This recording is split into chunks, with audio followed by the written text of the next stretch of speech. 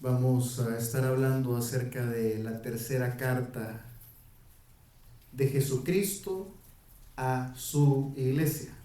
No es ni siquiera de Juan a las iglesias, es de Cristo a las iglesias. Vamos a leer del 2:12 al 2:17. Yo leo los pares, usted ayúdeme con los impares. Dice el Señor en su palabra: y escribe al ángel de la iglesia de Pérgamo, el que tiene la espada aguda de dos filos, dice esto: yo conozco tus obras y donde moras, donde está el trono de Satanás, pero retienes mi nombre y no has negado mi fe, ni aun en los días en que Antipas, mi testigo fiel, fue muerto entre vosotros donde mora Satanás. 14 dice: pero tengo unas pocas cosas contra ti, que tienes ahí a los que retienen la doctrina de Balaam, que enseñaba a Balac a poner tropiezo ante los hijos de Israel, a comer de las cosas sacrificadas a los ídolos y a cometer fornicación. También tienes a los que retienen la doctrina de los nicolaítas, la que yo aborrezco.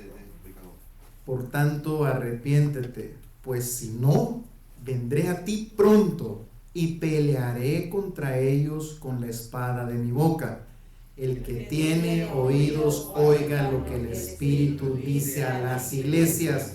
Al que venciere, daré a comer del maná escondido, y le daré una piedrecita blanca, y en la piedrecita escrito un nombre nuevo, el cual ninguno conoce, sino aquel que lo recibe.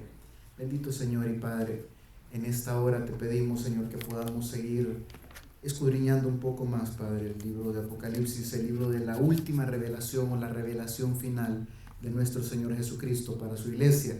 Te pedimos, Señor, que podamos entender que a lo largo del tiempo también las iglesias hemos caído en errores doctrinales muchas veces, pero Señor, tú llamas al arrepentimiento a tu iglesia, y tus hijos y tus ovejas escuchan tu voz y la oyen y la escuchan y la acatan. Señor, abre el entendimiento de tu pueblo. Te pedimos, Señor, bendícenos, guárdanos en tu palabra, porque tu palabra es la única que puede guardarnos. Santifícanos en tu verdad, tu palabra es verdad. En el nombre de Jesús. Amén. Puede tomar asiento, iglesia. Vamos a hacer un pequeño repaso de lo que hemos venido hablando acerca de Apocalipsis. Primero, ¿a quién le fue revelado Apocalipsis?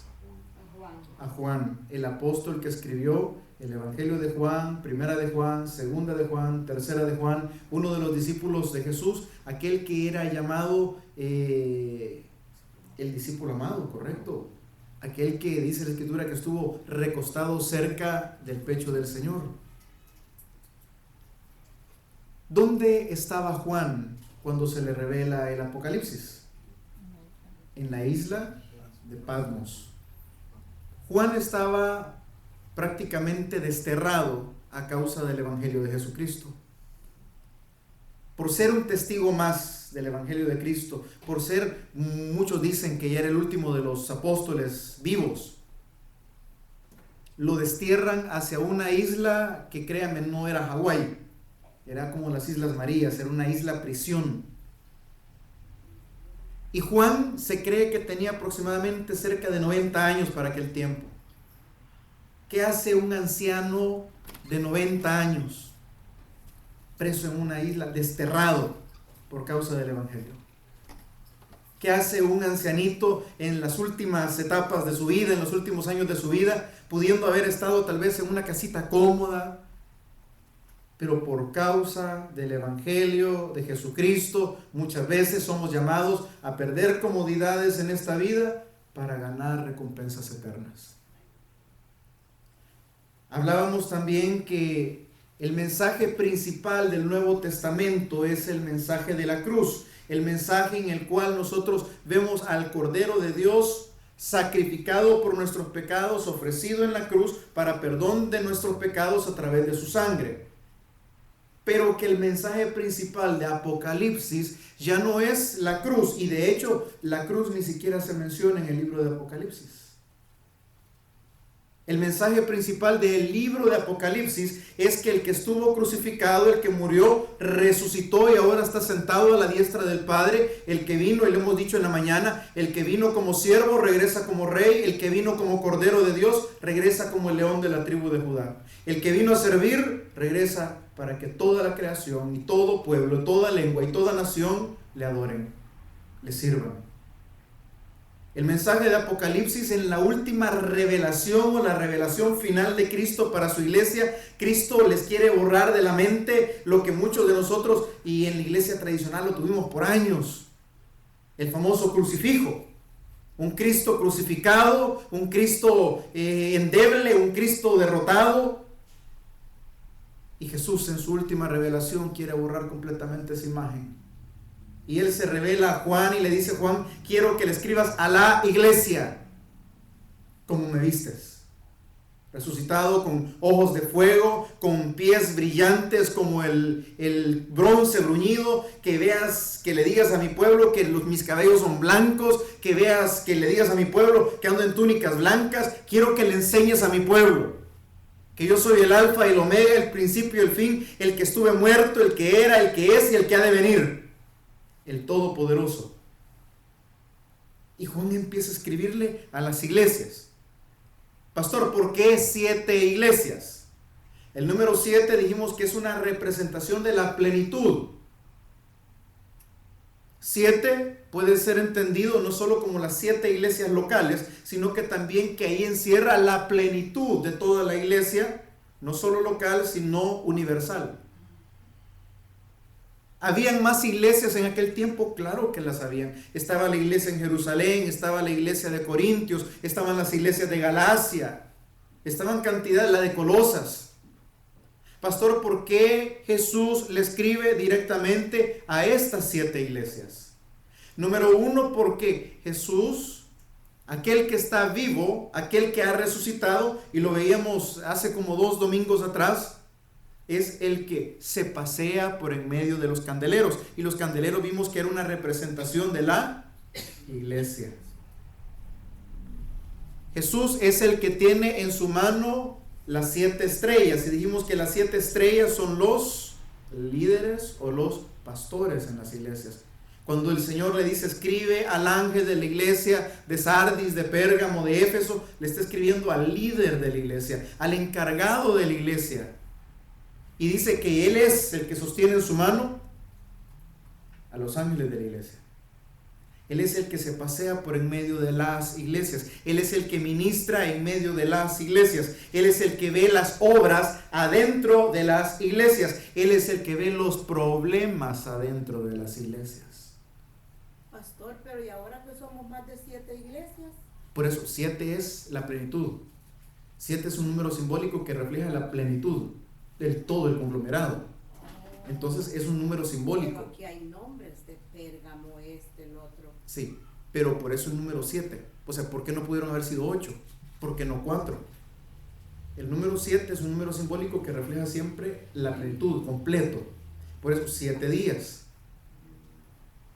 Entonces, en ese sentido, se escogen 7 iglesias por la plenitud de las iglesias, y se escogen directamente estas 7 iglesias porque son los problemas o son las circunstancias que iban a atravesar, o donde nos podemos identificar todas las iglesias de hoy en día. Todos nosotros, todas las iglesias evangélicas, metodistas, bautistas, presbiterianas, asambleas de Dios, pentecostales, todas las iglesias, si nos examinamos conforme al espejo de las 7 iglesias de Apocalipsis, todos en una u otra forma nos encontramos identificados con los problemas, con las ventajas o las desventajas de ellas. Hermano, entonces quiere decir de que puede decirse, como digamos para explicar a la hermana, de que es la iglesia, las diferentes etapas espirituales, las diferentes edades y regiones. Hay quienes interpretan de esa forma, que fueron etapas dentro de la iglesia: el periodo de la iglesia perseguida, el periodo de la iglesia reformada, el periodo de la iglesia apostólica, pero sí se ven como las 7 iglesias directamente, las locales, más también aplicable a todas las iglesias universales de hoy en día, más aplicable también personalmente a mí, porque la iglesia no solo es el conglomerado, la iglesia soy yo.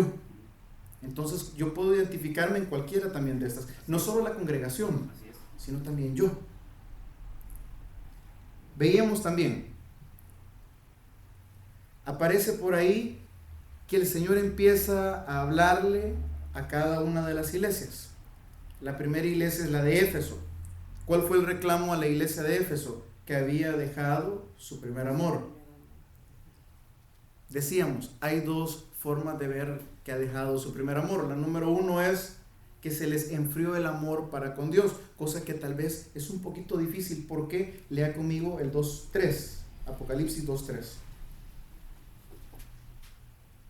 Has sufrido y has tenido paciencia y has trabajado arduamente por amor de mi nombre, dice el Señor, y no has desmayado, pero tengo contra ti que has dejado tu primer amor.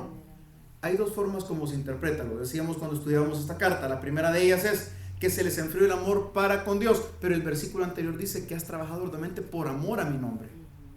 Entonces, ¿cuál es la otra forma como se interpreta? Que cuando usted se convierte, cuando usted viene a Cristo, usted es todo amor, primeramente con Dios, pero inmediatamente también con todos. El hermanito fulano, la hermanita fulana, ayudemos, apoyemos. Entonces, cuando se refiere en el versículo 3, aparentemente el amor para con Dios persiste. Pero ¿cuál es el primer amor que se ha dejado? El amor entre los hermanos. La comunión filial entre hermanos, la comunión entre el cuerpo de Cristo. ¿Y qué hace eso? Eso hace que cuando la iglesia deja su primer amor, recibe una sentencia de parte del Señor, que la encontramos en el versículo 5, casi al final. Pues si no, vendré pronto a ti y quitaré tu candelero de su lugar si no te hubieres arrepentido. El candelero veíamos que era una representación, un símbolo de la iglesia. ¿Qué le estaba diciendo a la iglesia? Señores, si ustedes no vuelven a su primer amor, si ustedes no vuelven a un amor filial, si ustedes no vuelven a un compañerismo entre hermanos, a orar los unos por los otros, a amarse los unos con otros, a perdonarse unos con otros, yo les voy a quitar la iglesia, el candelero, no el Espíritu Santo. Antes yo creía que el candelero era el Espíritu Santo, pero no. Si usted lee, y se lo voy a mostrar con la Biblia, vea el capítulo 1, versículo 20. Capítulo 1, versículo 20. El misterio de las 7 estrellas que has visto en mi diestra son los 7 candeleros de oro. Las 7 estrellas son los ángeles de la iglesia y los 7 candeleros que has visto son las 7 iglesias. Cuando a Éfeso le dice te voy a quitar el candelero, le está diciendo te voy a quitar la iglesia. ¿Por qué? Porque están matando, porque no se pueden ni ver, porque no se soportan entre ustedes. Y por eso se la voy a quitar. Pastor, ¿y cómo queda? Las puertas del Hades no prevalecerán contra la iglesia. Es que el que es hijo, aunque un lugar donde se reúnen se cierra, a ese lo va a mover y lo va a llevar a otro lado. ¿Por qué? Porque el que es oveja va a seguir siendo oveja en cualquier lado. Pero hay muchos que van a quedar desperdigados. ¿Cuál fue la promesa del Señor? Aquel que venciere, aquel que regresare, aquel que se arrepintiere, hermano, que va a comer del árbol de la vida, el cual está en medio del paraíso. Dijimos, el Señor te devuelve lo que Satanás te robó, lo que se perdió en el Génesis, en el Apocalipsis Cristo lo recupera para nosotros. La segunda iglesia fue la iglesia de Esmirna, versículo 8, capítulo 2, versículo 8. Fue una iglesia que estaba siendo perseguida. El Señor le contesta en el versículo 9, yo conozco tus obras, yo conozco tu tribulación, yo conozco tu pobreza material, yo conozco la blasfemia que han levantado contra ti los judíos.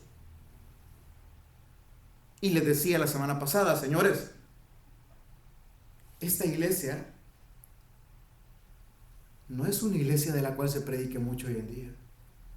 Porque hoy en día el mensaje en la iglesia es, yo conozco tu obra y te prometo bendición y te prometo que vas a salir en victoria y te prometo que vas a salir adelante y te prometo que nadie te podrá hacer frente. Pero Jesús le dijo a su iglesia, yo conozco tu tribulación, yo conozco tu pobreza, yo conozco tus necesidades, y que todas esas cosas muchas veces son aquellas cositas que Dios ha utilizado para traernos a Él. El Señor le promete a esta iglesia apoyarlos, estar con ellos, que no les tenga miedo a los problemas, porque dice todavía en el versículo 10, Satanás echará a algunos en la cárcel, y van a sufrir persecución, pero no tengan miedo. No se preocupen, porque la tribulación que ustedes van a tener va a tener un límite. Y después viene la respuesta divina. Dios les promete a aquellos que están dispuestos a pagar con su vida, les promete vida. Porque en el versículo 11, en la iglesia de Esmirna, le dice: el que tiene oídos, oiga lo que el Espíritu dice a las iglesias. El que venciere no sufrirá daño de la segunda muerte. ¿Qué le promete entonces? Vida. Si no va a sufrir la segunda muerte, ¿qué va a tener? La vida eterna. Aquel que esté dispuesto a seguir a Jesús a pesar de que sea una iglesia perseguida, una iglesia empobrecida, una iglesia necesitada, una iglesia que va a sufrir persecución y que está dispuesta a pagar con su propia vida, el que pierda su vida por mi causa, dijo Jesús, la hallará. Pero aquel que la guarde para sí, que vele por sí en este mundo, la perderá. Y ese es el mensaje de la iglesia de Esmirna. Ahora vamos a entrar brevemente al mensaje de la iglesia de Pérgamo. Este es un mensaje de bastantes cositas. No va a ir muy hilado, pero sí van a tener varias enseñanzas. Y quiero que las vayamos viendo poquito a poquito. Primero que nada, recuerde, hermano precioso, el reino de Jesús no es de este mundo. Y Jesús lo dijo, se lo dijo a Pilatos. Si mi reino fuera de este mundo, mis servidores vinieran a luchar por mí. Pero mi reino no es de este mundo. ¿Por qué se lo digo? Porque la iglesia de Pérgamo era una iglesia que empezó a corromperse. La iglesia de Pérgamo fue una iglesia que empezó a venderse, a mezclarse con el mundo. Quería hacer alianzas entre lo espiritual y lo carnal, entre la iglesia y el mundo. Era una iglesia carnal, era una iglesia mundanal. Y a ese tipo de iglesias también Jesús las ve, las observa, las analiza y les habla con amor primero. Sí exalta las cosas buenas, pero también les habla con amor hacia el arrepentimiento. La iglesia comenzó a corromperse poco a poco, se empezó a vender la doctrina, y ya lo vamos a ver por qué se lo digo, con la famosa doctrina de Balaam. Se prostituye la enseñanza bíblica. No podemos tener, y entiéndame algo, la Biblia dice claramente, no podemos tener amistad con el mundo y con Dios al mismo tiempo. Porque la amistad con el mundo es enemistad contra Dios. No se puede. No hay tal cosa que la iglesia puede estar bien con Dios y con el diablo. No se puede. No hay tal cosa que podamos servir a dos señores, porque amarás a uno y aborrecerás al otro. Era una ciudad, la ciudad de Pérgamo era una ciudad idólatra, pero idólatra como usted no tiene idea.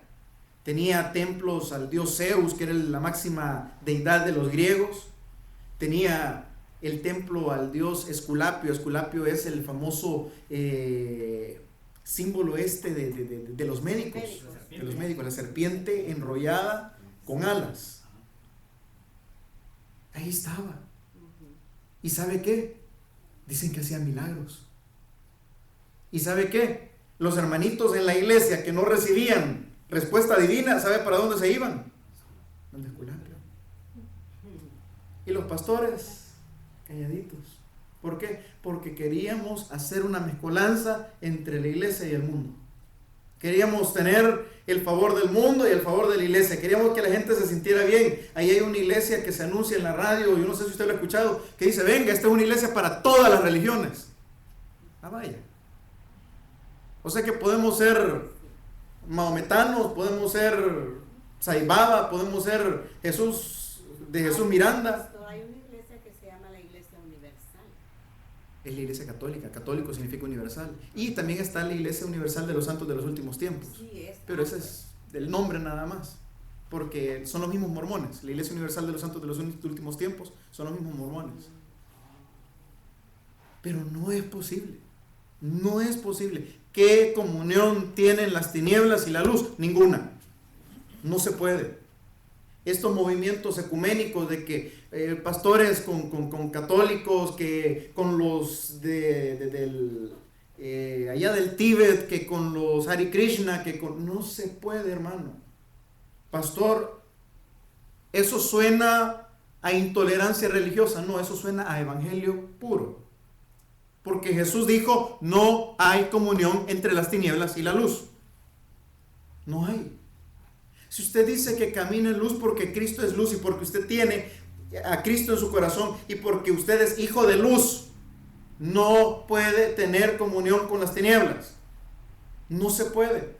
¿Y qué trató de hacer esta iglesia? Trató de amalgamar las dos cosas. Trató de amalgamar las religiones paganas con la religión evangélica. Se trató de hacer. Es que este movimiento, por eso le digo, cuando Cristo escogió las iglesias a las que él iba a hablar, y trató de identificar los problemas que tenemos o íbamos a tener siempre. El ecumenismo no viene de ahora. Esos movimientos porque hagamos una sola cosa. Y no viene también de Roma, cuando la iglesia romana, el imperio romano, cuando Constantino vino y agarró y dijo, bueno, hagamos una sola cosa, pues mezclémonos. El cristianismo con el paganismo. Quitémosle el nombre de Zeus a este y pongámosle San Pedro. Quitémosle el nombre de Apolos a este y pongámosle San Pablo. Y por eso de ahí venimos todas las imágenes. De ahí vienen. Cuando los paganos, las costumbres paganas, se mezclaron con la iglesia y la iglesia accedió. Y entonces los evangélicos, los cristianos, bajaron la guardia y mezclaron las tinieblas con la luz para obtener lo que hasta hoy en día está llevando al infierno a millones de personas, que es la iglesia universal, la iglesia de Roma. Pastor, qué fuerte eso. Es la verdad, y la verdad duele. Fíjese bien, dice Pérgamo, versículo 12. Escribe al ángel de la iglesia de Pérgamo, una ciudad completamente pagana. El que tiene la espada aguda de dos filos dice esto. Aquí hay una enseñanza. En el Nuevo Testamento existen dos palabras para la palabra espada. En Efesios capítulo 6, cuando se habla de la armadura de Dios, y dice, y toma la espada que es la palabra, se utiliza la palabra griega machurá, que es una espada pequeña, una espadita así para pelear en batallas de cuerpo a cuerpo. Pero cuando aquí dice que es una espada de dos filos, utiliza otra palabra, que es la palabra rompalia. La palabra rompalia era una espada extremadamente grande que se utilizaba en combates especiales y se utilizaba más que todo de parte de los grandes guerreros o de los héroes de guerra, de aquellas personas grandes en tamaño, en fuerza, porque eran espadas mucho más grandes, costaba completamente dominarlas. Entonces solo los más aguerridos, los más fuertes la tenían. Entonces Jesús le dice, póngale coco, dice, escribe al ángel de la iglesia de Pérgamo, escríbele al pastor de la iglesia, yo vi lo que está pasando en la iglesia de Pérgamo, yo tengo la espada aguda de dos filos, yo tengo la rompalia, yo tengo la gran espada, porque yo soy el gran guerrero, yo soy el que ve por la iglesia, yo soy el defensor de la iglesia, yo soy el héroe de la iglesia, y yo tengo la espada grande que no cualquiera maneja. ¿Sabe que la misma palabra es la que se utiliza en Hebreos 4:12 cuando dice, y la espada de Dios es más cortante que toda rompalia de dos filos? Que cualquier espada, por grande que sea, la palabra de Dios es mucho más poderosa que cualquier arma forjada. Y se lo está diciendo una iglesia mezclada, cristianismo, carnalidad. Cristianos mezclados con una pata en la iglesia y otra pata en el mundo.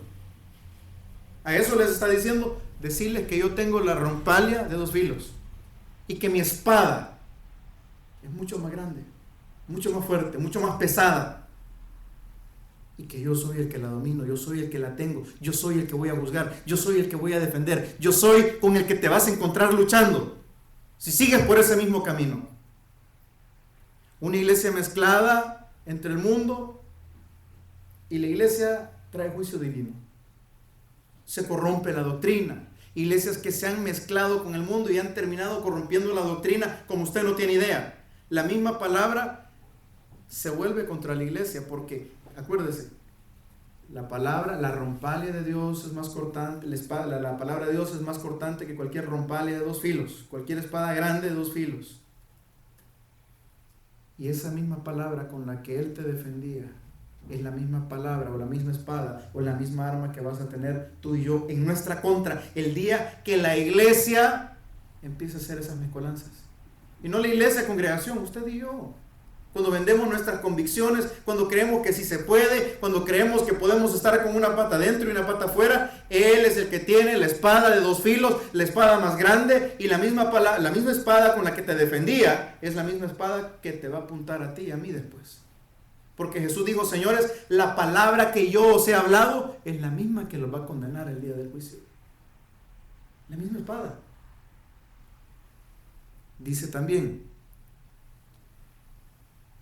Él conoce todas nuestras obras. Fíjese bien, dice, versículo 13, yo conozco tus obras. Él conoce tus obras. Él conoce, dice ahí, que moras, donde Satanás tiene su trono. Recuerde lo que le dije al principio. El trono de Satanás no está en los cielos, no está en el infierno, está en la tierra. Jesucristo dijo, mi reino no es de este mundo. Cuando Satanás se le presentó a Jesús en las tentaciones, le dijo, todos estos reinos de la tierra te daré, sus riquezas, su gloria te daré, si postrado me adorares. Porque a mí, le dijo Satanás, me han sido dados. Por eso en el Nuevo Testamento Pablo utiliza y dice,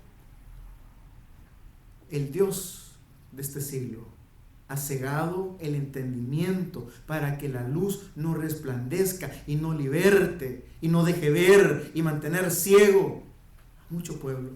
El Dios de ese siglo con D minúscula, refiriéndose a Satanás. Jesucristo dijo, ya viene el príncipe de este mundo.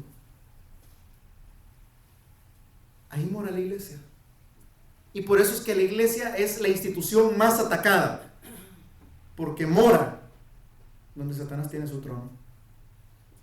Por eso es que la iglesia americana, hermanito, es tan difícil el cristianismo aquí. ¿Por qué?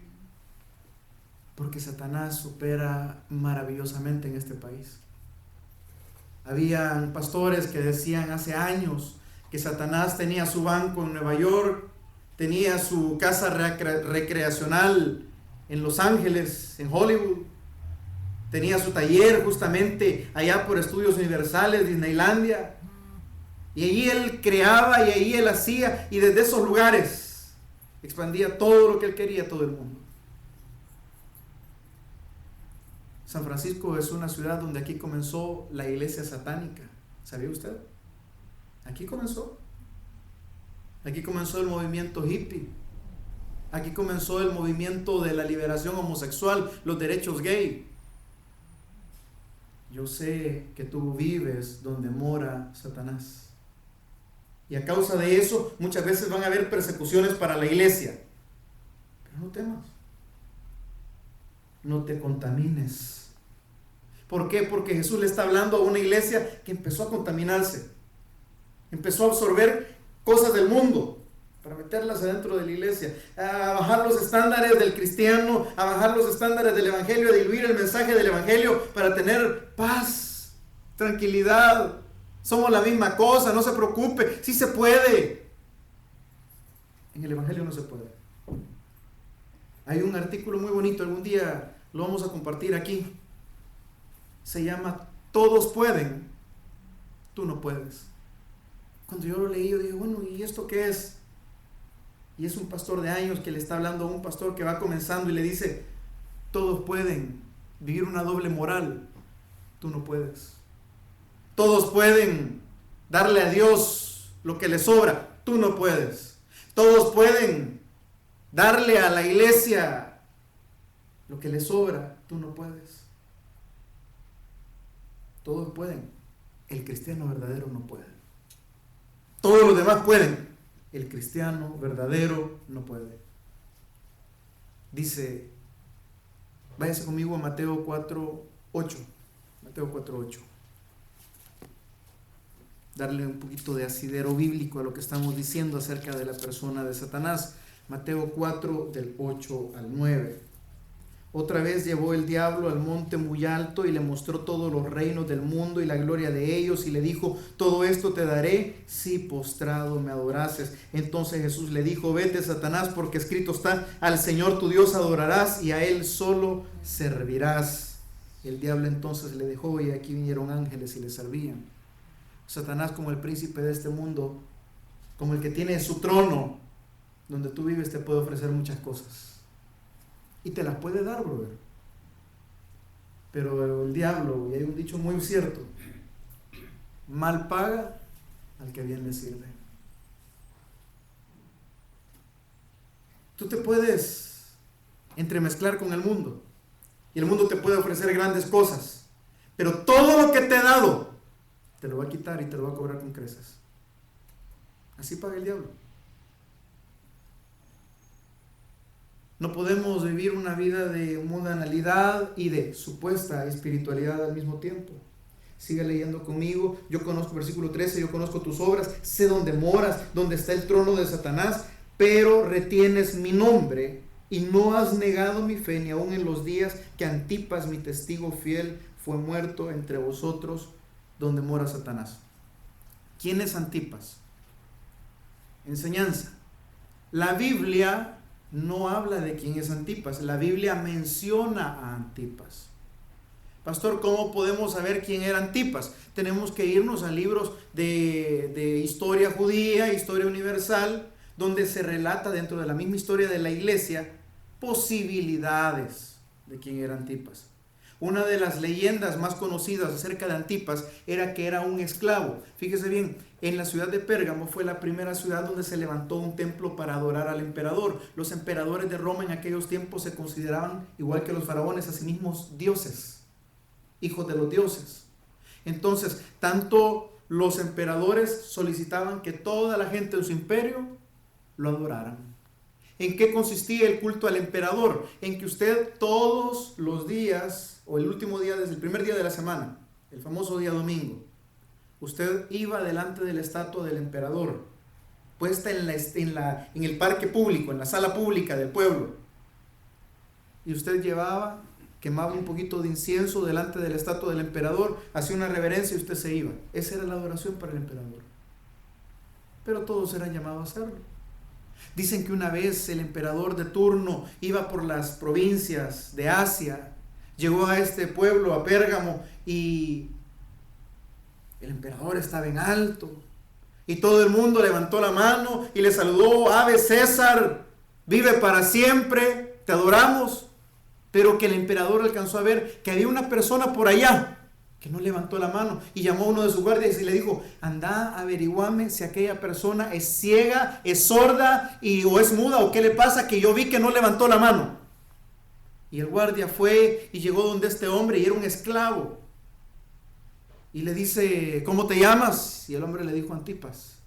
Dijo: ok, no es mudo, no es sordo. Y vio que le podía ver y le dijo: ¿y qué te pasa? Todo el mundo acaba de venerar al emperador. ¿Por qué no lo hiciste?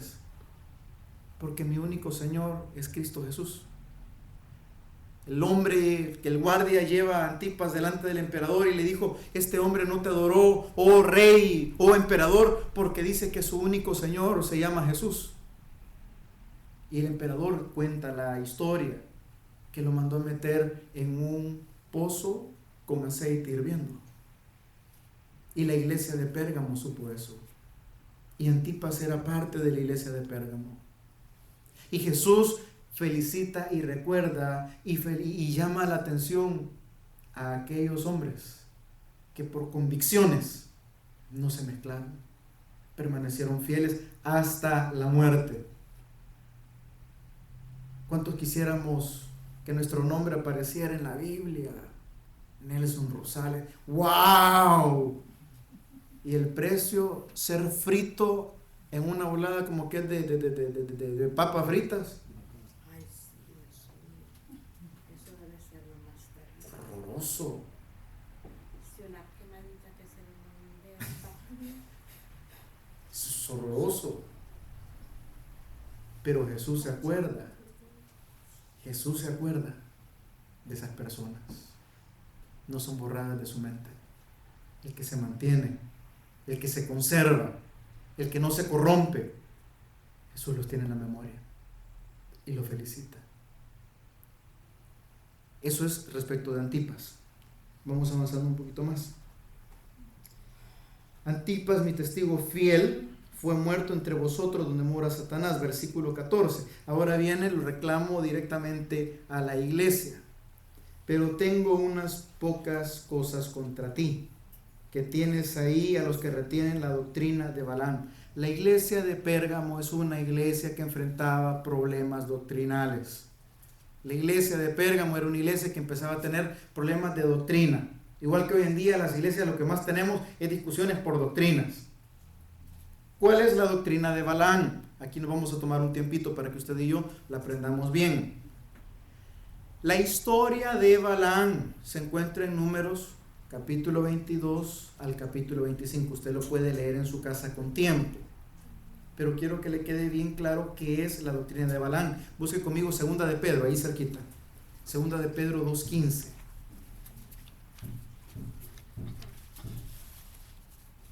Segunda de Pedro 2:15. ¿Qué es la doctrina de Balaam, pastor?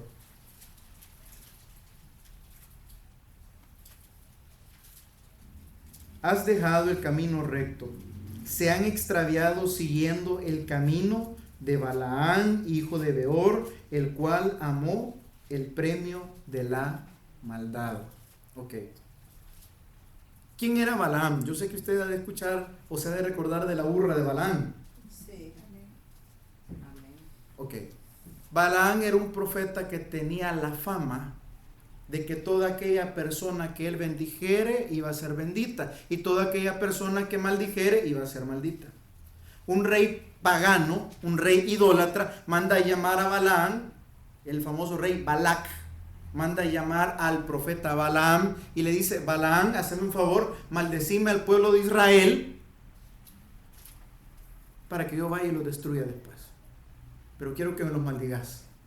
Y Balaam al principio le dice: no, yo no puedo hacerlo porque es el pueblo de Dios, Dios está con ellos, ¿cómo lo voy a maldecir?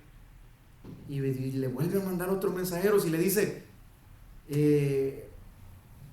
Balaam, dice el rey que si le puedes maldecir, por favor, al pueblo de Israel. Y el profeta dijo: déjame orar, déjame ver a ver qué puedo hacer. Y ahí se da el famoso incidente de la burra de Balaam, que Balaam ya iba y dijo: bueno, pues vamos a ver qué me dice Dios en el momento. Y se le aparece el ángel y la burra se mueve para un lado, Balaam le pega, la burra le habla, Balaam después ve al ángel con la espada desenvainada en contra de él, y Balaam ya no dice nada. Pero ¿sabe qué es lo difícil? Que después Balaam le enseña, fíjese cómo son las cosas, Balaam no maldijo al pueblo de Israel, pero Balaam le enseñó a poner tropiezos al pueblo de Israel. Busque conmigo Números 31:15. 31:15 tengo aquí. Tengo 22, 21, 30. Léalo, hermano. 22 del 22. Lo tengo en inglés. Léalo. En español, por favor. Le voy a dar el honor que lo traduzca. Dice: Balaam se levantó temprano en la mañana, enalbardó su burro y fue como los príncipes de Moab. Pero Dios estaba enojado cuando él fue, y el ángel del Señor estuvo en el camino poniéndose él. Balaam estaba yendo en su caballo, en su burro, y entonces iban dos sirvientes con él. Cuando el burro miró al ángel de Dios estando parado en medio del camino con una espada en su mano, se dio la vuelta y Balaam la golpeó en la cabeza para que se regresara al camino. Entonces el ángel del Señor otra vez se volvió a poner en un camino angosto entre dos viñedos con dos paredes a los dos lados. Cuando la burra miró al ángel del Señor, otra vez se hizo contra la pared, aplastándole el pie de Balaam. Entonces él le pegó de regreso. Entonces el Señor movió otra vez, se fue hacia adelante y estuvo otra vez en un lugar muy angosto. Esa es la historia, ok. Ahí Balaam no llega a maldecir al pueblo, no llega a maldecirlo. Pero vámonos ahora sí, entonces sí es el que yo decía, Números 31, 15, 16. Balaam no maldice. 15, 16. Sí, 31, capítulo 31, versículo 15 y 16. Balaam no maldice al pueblo, pero le enseña al rey Balac cómo ponerle tropiezo al pueblo. 31:15. Y les dijo Moisés: ¿por qué habéis dejado con vida a todas las mujeres? Versículo 16. He aquí, dice el pueblo, por consejo de Balaán, ellas fueron causa de que los hijos de Israel prevaricasen contra Jehová en lo tocante a Baal Peor, por lo que hubo mortandad en la congregación de Israel. Balaán le terminó diciendo al rey: rey, mandale un par de siervitas, mandale un par de mujeres bonitas. Si el pueblo de Israel fornica con ellas, entonces Dios se retira de ellos. Y vos ya podés entrarles con todo, porque la protección de Dios se va a retirar de ellos. Balaam no los maldijo, pero le puso tropiezo al pueblo. Si regresamos a Apocalipsis, encontramos que el reclamo de Dios, de Jesús para con la iglesia es: tengo contra ti unas pocas cosas, que tienes ahí a los que retienen la doctrina de Balaam. La doctrina de Balaam es vender el evangelio por dinero. La doctrina de Balaam es adulterar el evangelio de Jesucristo, porque sí se puede en la iglesia, porque Balaam se lo permitió al pueblo. Dice: por consejo de Balaam dejamos vivas a las mujeres, y esto fue causa de que los hijos de Israel prevaricasen contra Jehová y hubiese mortandad en el pueblo de Israel. Le digo, iglesias que nos mezclamos con el mundo, iglesias que carnalizamos a los hermanos, el problema era doctrinal. ¿Por qué? La doctrina de Balaam enseña que usted puede vender el evangelio por dinero, puede hacer pactos con Dios y decirle a la iglesia. Yo les comenté hace un par de semanas atrás, escuchaba una predicación por ahí de un señor que decía que las 5 piedras que agarró David eran sus semillas, y que él sabía que si no derrotaba a Goliat con la primera semillazo, con el primer semillazo, lo iba a vencer con el segundo, con el tercero, con el cuarto, con el quinto, y que esas semillas hoy en día eran 5 ofrendas de $1,000. Así que tú tenías que sembrar $5,000, que con uno de esas 5 semillas ibas a destruir tu gigante. Doctrina de Balaam, vendiendo el evangelio. ¿Cómo podemos hablarle? Y eso se lo decía un hermano hace poco: no podemos hablarle al pueblo de Dios de ventanas abiertas en los cielos cuando las puertas de los corazones están cerradas. No hay bendición sin obediencia. Pero aquí eso sí se enseñaba, que el evangelio estaba tan mezclado, tan corrupto, que para tener el agrado de todos, para que siguieran ofrendando, para que siguieran diezmando, para que siguieran viniendo, entonces hagamos el evangelio más light, más suave, más aceptable. Inventemos el famoso cristiano carnal, que no existe, porque si eres carnal no eres cristiano. Entonces inventémoslo para quedar bien con todo el mundo. Era una iglesia mezclada. La doctrina de Balaam, se puede ir conmigo también a Judas 1:11, habla más o menos lo mismo. Judas está justamente antes de llegar a Apocalipsis. Judas 1:11. Una vez un hermano me dijo: pastor, ya leí mi primer libro de la Biblia entera. ¿Y cuál leíste? Judas. Y Judas tiene 25 versículos nada más. Judas 1:11. Ay de ellos, porque han seguido el camino de Caín y se lanzaron por lucro en el error de Balaam. Pero mire, y perecieron en la contradicción de Coré. Ok. ¿Por qué se lanza la gente a la doctrina de Balaam? Ahí lo dice. ¿Por qué? Lean. Por lucro. ¿Por qué las iglesias cristianas, pseudo cristianas, tenemos problemas hoy en día? Que la palabra, y me lo comentaba un hermano: mire hermano, la palabra santidad, la palabra justicia de Dios, la palabra ira de Dios, la palabra pecado en las iglesias, ya no mucho. ¿Por qué? La doctrina de Balaam para: venga, reciba su milagro, siembre. Lleve su, no es atole, es aceite, el aceite ungido, el aceite. Eche fuera todos los demonios, lleve ahí el pedazo de manta ungida. Traiga la foto, ya ha ido, qué barbaridad, hermano. Ella no me la podía. En la radio, en la tele, ok. A mí también me han contado, hermano, no se preocupe. Esa es la famosa doctrina de Balaam. Corromper el evangelio por lucro. Seguimos ahí.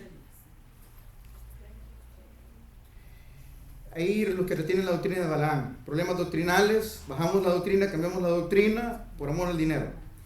Y enseñan a Balac a poner tropiezo ante los hijos de Israel, a comer de cosas sacrificadas a los ídolos y a cometer fornicación.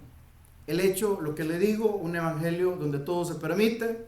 Sí, la puerta por donde entraste decía iglesia, pero el camino por donde caminas es un camino ancho, donde puedes caminar con todas las viejas cosas que tú traías, vas por el camino equivocado, porque la puerta es estrecha y el camino es angosto, y si el camino es angosto, no caben todas las cosas que antes llevabas, no caben. Versículo 15. También tienes a los que retienen la doctrina de los nicolaitas, que yo aborrezco. Aquí hay otra enseñanza. En la Biblia no se menciona cuál es la doctrina de los nicolaitas. Usted lo puede buscar por donde sea y no se dice quiénes son los nicolaitas ni qué enseñaban los nicolaitas. Hay especulaciones de qué es. Unos dicen que fue uno de los 7 diáconos que se escogieron en el libro de Hechos, que de momento se volvió hereje, se volvió agnóstico, empezó a predicar una doctrina equivocada acerca de Cristo y envolvió y contaminó a la iglesia. Eso es uno, los que dicen que los nicolaitas vienen de Nicolás, uno de los 7 diáconos escogidos en el libro de Hechos. Segunda teoría, la palabra Nicolaos o Nicolaitas es una palabra griega dividida en 2 partes. Nikos en griego significa gobierno o poder o dominio, y laos significa pueblo. Hay quienes sostienen que los Nicolaos o los Nicolaitas eran los que ejercían el dominio en la iglesia sobre el pueblo, quitando, por eso le digo, escribe al ángel de la iglesia de Pérgamo, escríbele al pastor que no se deje mangonear por los filuchis, decía mi pastor, por los de dinero, por los que quieren tener el sartén por el mango, de los que quieren manejar la doctrina, porque a mí no me gusta que hablen de esos temas en la iglesia, porque si no, ya no ofrendo, porque si no, ya no diezmo, porque se habla de muchachitas embarazadas y mi hija salió embarazada, entonces no pueden hablar de homosexualismo porque mi primo o mi sobrino o mi hijo es gay, no se puede. Entonces hay quienes sostienen que los nicolaitas eran los que ejercían el dominio sobre la iglesia siendo laicos, los que agarraban a la iglesia y decían de una u otra forma, porque somos la familia más numerosa, porque somos los más grandes, porque somos los de más influencia, porque somos los que más aportamos, porque somos los más servidores, porque somos los de dinero, porque somos los que sostenemos a la obra, por eso vamos a querer mandar. Dice la palabra que si es así, que esta era la doctrina de los nicolaitas, dice que Jesús la aborrece. Porque la iglesia no es para que una familia, para que una persona, para que el mayor diezmador se sienta bien o se haga su voluntad en la iglesia. La iglesia es para que Jesús se sienta bien con la adoración de todos los pecadores arrepentidos y para que la única persona que tiene que ser agradada sea Jesús en su iglesia. La Biblia no menciona cuál era la enseñanza de los nicolaitas, pero esas son 2.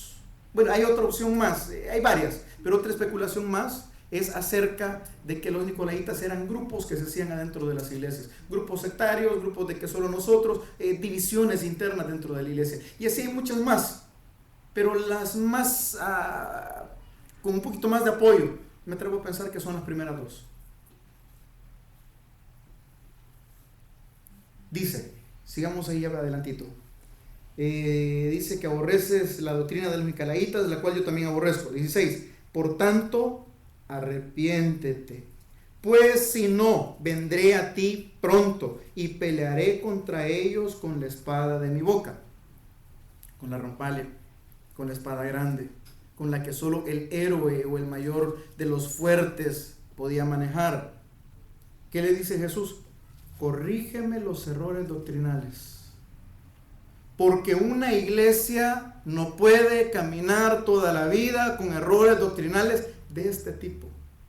Vendiendo el evangelio, diluyéndolo, un evangelio light donde todo es permitido, una supuesta puerta angosta o estrecha y con un camino amplio donde cabe todo. o me corregís eso, o yo, dice Jesús, vendré a ti pronto y pelearé contra ellos, contra los que manejan los errores doctrinales dentro de la iglesia, y pelearé con mi espada, con mi misma palabra, y la misma palabra que fue de bendición, la misma palabra con la que se levantó la iglesia, es la misma espada que va a juzgar, es la misma palabra con la cual te vas a tener que enfrentar. Versículo 17. El que tiene oídos, oiga lo que el Espíritu dice a las iglesias. Al que venciere daré de comer del maná escondido, y le daré una piedrecita blanca, y en la piedrecita escrito el nombre nuevo, el cual ninguno conoce sino aquel que lo recibe. Aquellos que en su momento, como ovejas del Señor, se dan cuenta que caminamos muchas veces en un evangelio que no concuerda con lo escritural. Vivimos una vida que no concuerda con lo que Jesús pide de nosotros. Pero a través de esa confrontación del evangelio, a comparación, la Biblia versus lo que Jesús dijo versus lo que nosotros vivimos. Y decimos, Señor, yo estoy mal, algo está mal, Señor, algo no está caminando bien. Y venimos a arrepentimiento. Jesús borra, Jesús quita, Jesús elimina la amenaza de venir contra nosotros. Y lejos de eso nos da una promesa maravillosa. Dice, el que tiene oídos, el que oye, el que escucha mi voz, el que la pone por práctica, el que quiere caminar conmigo, a ese yo le daré de comer del maná. Y Cristo dice, yo soy el maná que descendió del cielo. Yo soy el pan de vida, el que come de mí no tendrá hambre jamás. Y dice, y le daré una piedrecita blanca, hablando del famoso nombre nuevo en la gloria. Ahí es donde algunos dicen que no nos vamos a conocer. Número 1.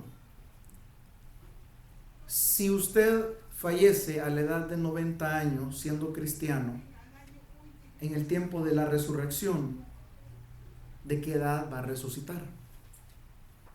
Joven, dicen que va a resucitar. Es lo que quisiéramos, hermana. Yo me quedara a los 17, 18, hermana.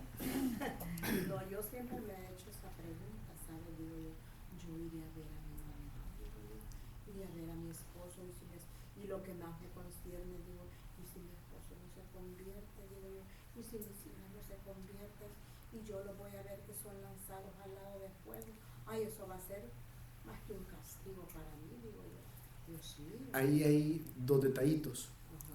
1, nosotros no vamos a ver cuando eso acontezca. 2, usted tiene la promesa, cree en el Señor Jesús, serás salvo tú y tu casa. Siga poniendo la semilla, siga orando. Y hay un detalle respecto a la pregunta. Hay quienes sostienen que en la resurrección nosotros resucitaríamos a la edad de Cristo, cerca de los 33 años. Se cree. No hay nada escrito, se cree. No ha llegado todavía. La hermana no ha llegado. Una edad estándar, dicen algunos. ¿Por qué? Allá acuérdense que no pueden haber niños. No hay crecimiento. Y ahí entramos en la pregunta. Si yo conocí a mi abuelita cuando mi abuelita tenía 80 años o 60 años, y el recuerdo más joven que yo tengo de ella es ancianita, y ella resucita a la edad de 30 o 33 años, ¿cómo reconocerla? Correcto. La otra es, yo le sé el nombre, pero resulta que cuando recibimos a Cristo, cuando nacemos de nuevo, tanto es el obrar de Dios en nosotros, que nos da un nuevo corazón, nos da nuevos sentimientos, el que está en Cristo nueva criatura es, pero también nos da un nuevo nombre, que nadie conoce. Y ahí es donde les hacía la broma la vez pasada, que para muchos casados eso va a estar, pero maravilloso, porque va a llegar la esposa y le va a decir, fulano, no, yo no. ¿Y de quién es?